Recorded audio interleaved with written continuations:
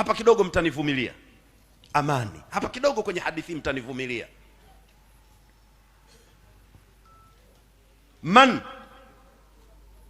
Man shartiyatun umumiyya la yanfaku minha ahadun. Man, alikuwa tajiri, alikuwa maskini, alikuwa ni kiongozi, alikuwa ni raia, alikuwa ni shekhe, alikuwa ni maamuma. Man, yeyote yule aliyekuja kwenye jamii yenu, amekuja jamii ikiwaje?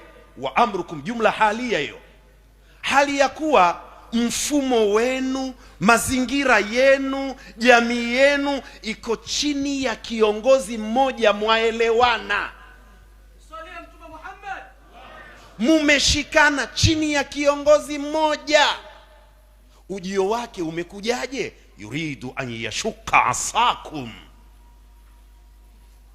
anakuja kuvunja bakora yenu inayokuwaunganisheni, fimbo yenu inayowaungeni, au yufarika jamaatakum, au anakuja kukusambaratisheni mutoke kwenye umoja wenu na mshikamano wenu. Mtume anasema mtu msimfumbie macho, bila ya kujali ana koti, ana joho, ana kiremba au ana msalaba, mumfanye nini? Faktulu, kata kichwa mara moja,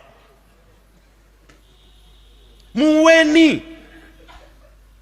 Wewe unasema maneno ya ovyo kwenye nchi, wakikudaka wakakuficha, unalalamika. Ndiyo dini inavyotaka, wakuue, sio makofi tu.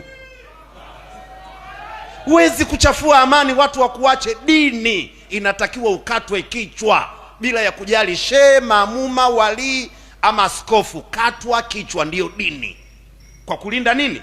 Amani. Watu wa sheria wanasema innal maslahata al-amma tuqaddamu ala al-maslahati al-khassa.